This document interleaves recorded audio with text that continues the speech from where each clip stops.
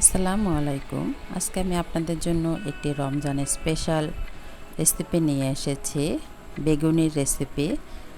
যদি পারফেক্ট আপনারা বেগুনি তৈরি করে খেতে চান তাহলে আমার এই রেসিপিটি ফলো করে আপনারা বেগুনি তৈরি করে খাবেন।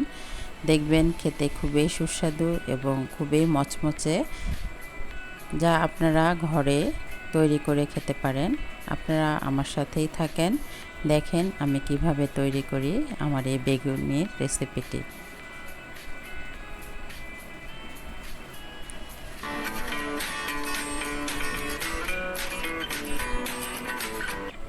আমি বেগুনি তৈরি করার জন্য এখানে আগে বেসনের যে বেটার আছে সেটি আগে তৈরি করে নিব।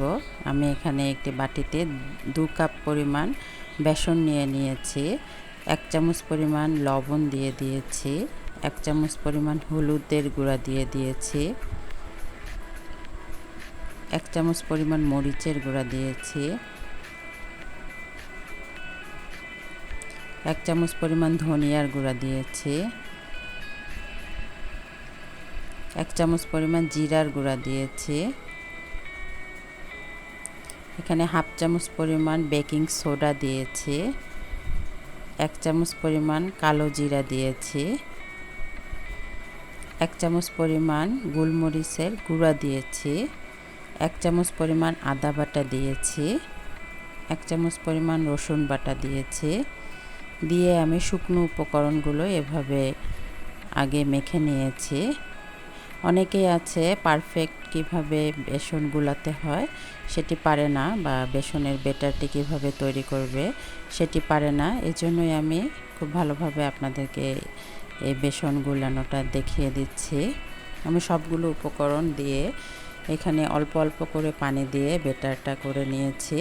বেশি পানি দেওয়া যাবে না, তাহলে বেটারটি পাতলা হয়ে যাবে, সেহেতু অল্প অল্প পানি দিতেই হবে। আমি কালো জিরা দিয়েছি, তাহলে এটা যখন আপনারা খাবেন খেতে কালো জিরার একটি ফ্লেভার আসবে এবং খেতে খুব ভালো লাগবে।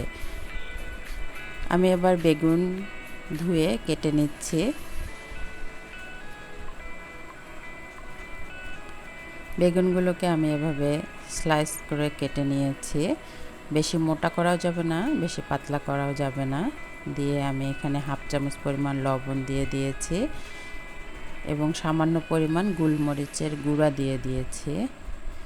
যেহেতু এটি বেসনের বেটারে চুবানো থাকবে, সেহেতু ভিতরটা যাতে একটু ঝাল ঝাল থাকে, এজন্য এখানে আমি গোলমরিচের গুঁড়া দিয়ে দিয়েছি।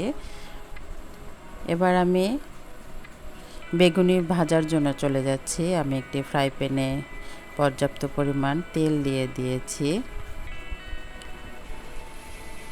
দিয়ে আমি বেগুনগুলো বেসনে চুবিয়ে একটি একটি করে দিয়েছি। ভিউয়ার্স, আপনাদেরকে একটি টিপস দিয়ে দেই। আপনারা যদি একটি বেগুনি দেওয়ার পরে 3 সেকেন্ড পরে বা 4 সেকেন্ড পরে আরেকটি বেগুন দিয়ে দেন, তাহলে বেগুনগুলো একটার সঙ্গে একটা লেগে যাবে না এবং খুব সুন্দর ভাজা হবে।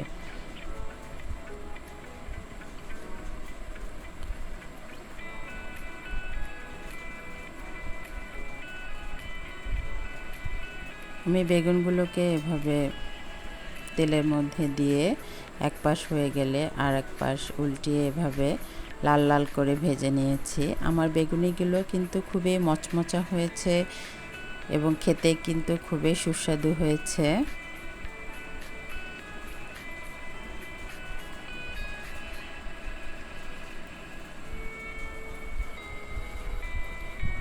আপনারা আমার মতো করে একবার বানিয়ে ট্রাই করবেন, দেখবেন খেতে খুবই মজাদার।